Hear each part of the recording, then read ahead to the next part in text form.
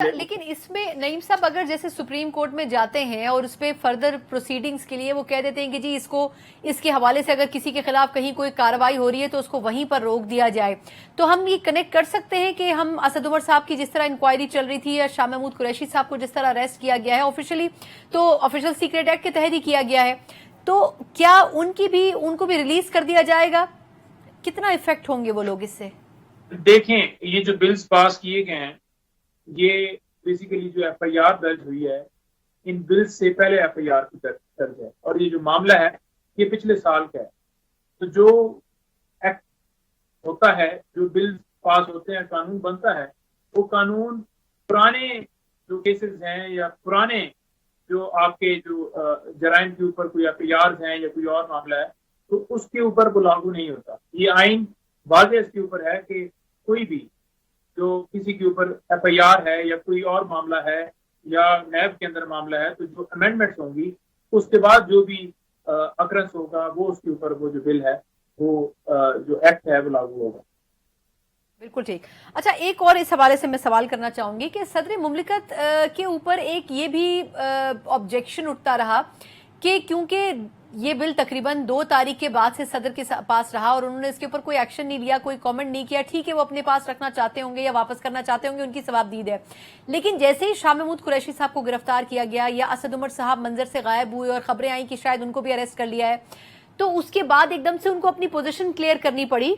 کہ بحیثیت سابقہ پی ٹی آئی ممبر اور ایکٹیو ممبر ان کو یہ بتانا پڑا کہ وہ بھی پی ٹی آئی سے کچھ نہ کچھ ایفیلیشن رکھتے ہیں اور خان صاحب کی ناراضگی بھی افورڈ نہیں کر سکتے، تو ان کو یہ ٹویٹ کرنا پڑا۔ تو اس کے اوپر آپ کے خیال میں کیا پی ٹی آئی کے حلقوں میں کیا بات ہو رہی ہے کہ کیا واقعی الوی صاحب نے ایسا ہی کیا؟ الوی صاحب نے کس طرح سے کہ پی ٹی آئی کے حوالے سے آپ کو میرے سوال سے ایگزیکٹ سمجھ نہیں ہے؟ میں دوبارہ کر لیتی ہوں۔ ایک آبجیکشن یہ بھی تھا الوی صاحب کے اوپر کہ آیا انہوں نے اتنا لیٹ کیوں کیا، ان کو شاید کوئی اعتراض تھا ہی نہیں ان بلوں کے اوپر، لیکن جیسے ہی شاہ محمود قریشی صاحب کی گرفتاری ہوئی تو انہوں نے اپنی پوزیشن جسٹیفائی کرنے کے لیے پی ٹی آئی کے سامنے انہوں نے یہ ٹویٹ کر دیا کہ میں تو ان بلز کو آن نہیں کرتا ہوں۔ یہ ایک الزام ان کے اوپر عائد کیا جا رہا ہے پچھلے کچھ دنوں سے۔ دیکھیں بات یہ ہے کہ الوی صاحب کو جب پتہ چلا ہوگا ڈیفینیٹلی اس وقت انہوں نے معاملے کو دیکھنا تھا کہ بل کیسے پاس ہوا، ڈیفینیٹلی انہوں نے اس معاملے کو انکوائر کیا ہوگا، پوچھا ہوگا، اور ایک رات کی بات ہے، رات گزری اور صبح مطلب انہوں نے سارا چیک کیا، شام کو انہوں نے ٹویٹ کر دیا۔ اب اس میں یہ کوئی نہیں ہے قانون کہ آپ نے کوئی اگر اس طرح کا بل پاس ہوتا ہے تو آپ نے آدھے گھنٹے کے اندر اندر رپورٹ کرنی ہے۔ ایک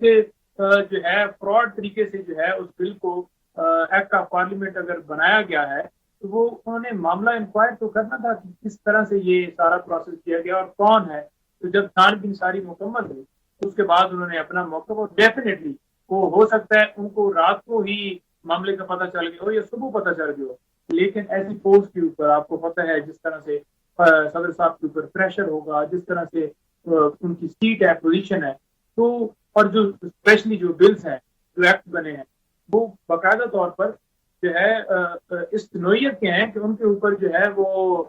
بڑا رسک تھا کسی کو بھی بولنے کے لیے، اور بڑا ان کا بولڈ سٹیپ ہوگا کہ وہ اس طرح سے آپ کھل کے آئے ہیں اور سامنے انہوں نے آ کے بات کی ہے۔